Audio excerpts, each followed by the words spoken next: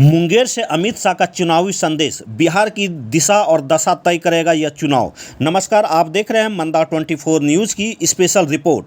बिहार विधानसभा चुनाव के मद्देनजर गृह मंत्री अमित शाह का मुंगेर दौरा राजनीतिक दृष्टि से बेहद अहम रहा। उन्होंने अपनी जनसभा में संदेश दिया, यह चुनाव बिहार की दिशा और दशा तय करने वाला है। शाह ने अपने संबोधन में एक और लालू राबड़ी शासनकाल को जंगल राज की संज्ञा देते हुए उसकी याद ताज़ा की, तो वहीं दूसरी ओर प्रधानमंत्री नरेंद्र मोदी और मुख्यमंत्री नीतीश कुमार के नेतृत्व में स्थापित विकास राज की उपलब्धियों का विस्तृत उल्लेख किया। उन्होंने वंशवाद और भ्रष्टाचार को महागठबंधन की जड़ बताते हुए कहा कि बिहार को उज्जवल भविष्य के लिए एनडीए सरकार की निरंतरता जरूरी है। शाह ने जनसभा के दौरान कश्मीर से धारा 370 हटाने, आतंकवाद पर सख्त कार्रवाई और केंद्र की जन कल्याणकारी योजनाओं के उल्लेख कर जनता में राष्ट्रवाद और विकास की भावना को प्रबल करने की कोशिश की। वहीं मुंगेर क्षेत्र के लिए शाह ने उड़ान योजना और रामायण सर्किट जैसी परियोजनाओं की घोषणा की, जो स्थानीय विकास की नई दिशा दे सकती है। राजनीतिक विश्लेषकों के अनुसार शाह का यह दौरा केवल एक चुनावी सभा नहीं, बल्कि एनडीए के पक्ष में जन समर्थन की लहर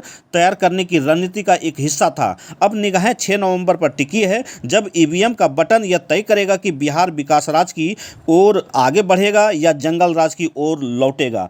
आप इसी तरह से देखते रहिए मंदा 24 न्यूज़ की स्पेशल रिपोर्ट। धन्यवाद।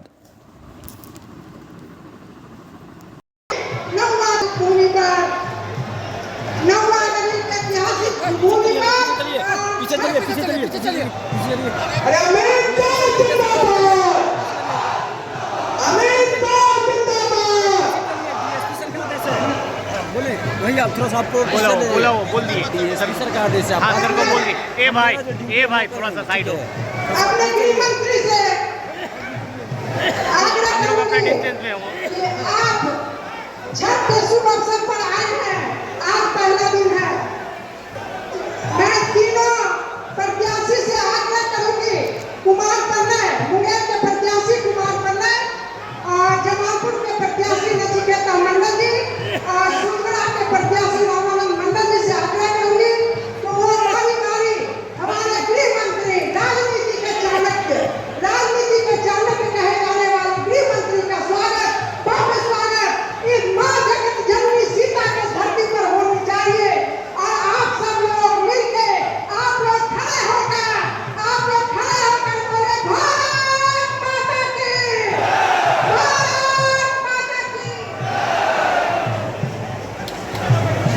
अब मैं इस मंच पर अपने प्रदेश के माननीय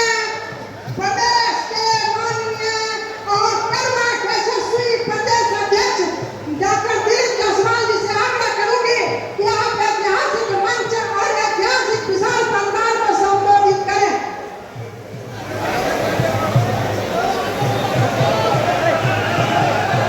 आज काफी संख्या में लोग आ रहे हैं, सभी लोगों को आने दीजिए। हम लोगों के बीच भारत सरकार के गृह एवं सहकारिता मंत्री होने वाला है। मुंगेर को रामायण सर्किट से हम जुड़ेंगे और धार्मिक स्थलों का फिर से निर्माण भी करेंगे। मुंगेर से मिर्जा चौकी तक 4 लेन सड़क बन चुकी है। गंगा नदी पर श्री कृष्ण रेल और सड़क सेतु का निर्माण किया है। 900 करोड़ से बेगूसराय में गंगा नदी पर ओटा सिमरिया 6 लेन पुल बनाया है। रक्सौल हल्दिया एक्सप्रेसवे, पटना कोलकाता एक्सप्रेसवे भी अपने मुंगेर से जुड़ जाने वाला है। मुंगेर से जुड़ जाने वाला अमृत भारत स्टेशन में जमालपुर और मुंगेर 14,000 करोड़ से नए बनेंगे। 900 करोड़ से सहरसा मानसी रेलखंड का दोहरीकरण हो रहा है। और उड़ान योजना में मुंगेर को हम एयरपोर्ट भी देने वाले हैं। मुंगेर वालों 2500 रुपया में मुंगेर से दिल्ली की यात्रा अब मुंगेर वालों को मिलने वाली। मुझे बताओ, लालू रबड़ी की सरकारें कर सकती है क्या? अरे जोर से बोलो, कर सकती है क्या?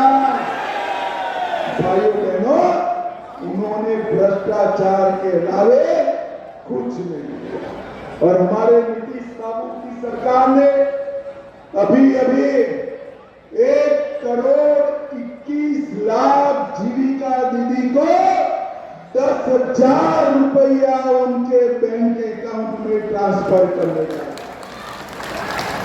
बिहार के सभी लोगों का 125 यूनिट तक का बिजली का बिल फ्री कर दिया। पटना में मेट्रो बन रहा है। युवाओं को बेरोजगारी भत्ता 1,000 मिलेगा। विधवा पेंशन 400 से बढ़ाकर 1,100 कर दिया। बुजुर्गों की पेंशन 400 से बढ़ाकर 1,100 की। और आंगनबाड़ी सेविकाओं का भी हमने 7,000 से 11,000 किया। ये कुछ लालू जी कर सकते हैं क्या? जरा जोर से बोलो, कर सकते हैं क्या? नीतीश जी ने ये सभी चीजों को आगे बढ़ाया है।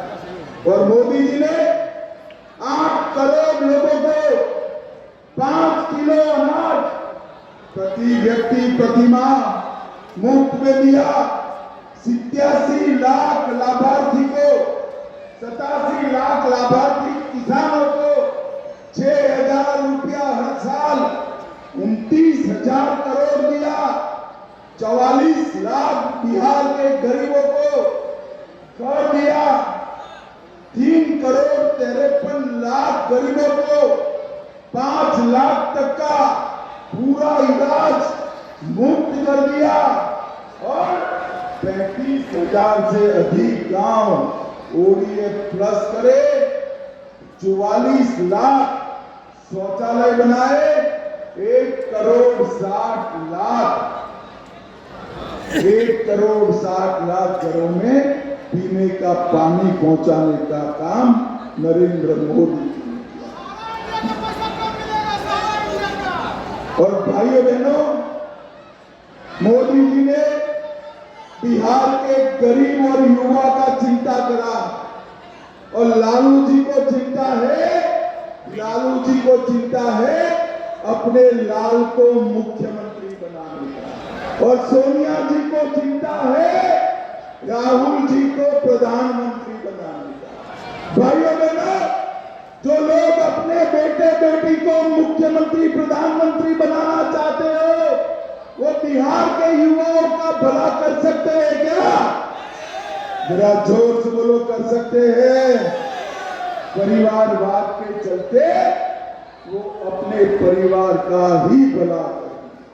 ये लालू जी ने 15 साल में चारा घोटाला किया, लैंड फॉर जॉब स्कैम किया, IRCT होटल का घोटाला किया, अलग तारा का घोटाला किया, बाढ़ राहत का घोटाला किया, BPSC भर्ती का घोटाला किया। और कांग्रेस ने 12 लाख करोड़ के घपले, घोटाले और भ्रष्टाचार किए। नीतीश बाबू और नरेंद्र मोदी जी पर ये 20 साल में 25 पैसे का भी भ्रष्टाचार का आरोप लगा है क्या? जरा जोर से बोलिए, लगा है क्या? हमने भ्रष्टाचार मुक्त शासन देने का काम किया। और मुंगेर वालों, मुझे बताओ, ये जो कश्मीर है हमारा है या नहीं है? जोर से बोलो, कश्मीर जो है हमारा है या नहीं है? धारा 370 हटनी चाहिए थी या नहीं हटनी चाहिए थी? भाइयों बहनों, मोदी जी ने 70 साल से भी धारा 370 को कोई छूने की हिम्मत नहीं करता था। उसको 2019 में 1 झटके से समाप्त कर कश्मीर को भारत का अभिन्न अंग बनाने का काम कर दिया। और जब पहलगाम में हमारे यात्रियों पर हमला हुआ, एक जमाना था सोनिया लालू की सरकार थी, आतंकवादियों को बिरयानी खिलाते थे, पहलगाम में हमला किया। मोदी जी ने कुछ ही दिनों में ऑपरेशन सिंदूर कर पाकिस्तान के घर में घुसकर आतंकवादियों का सफा।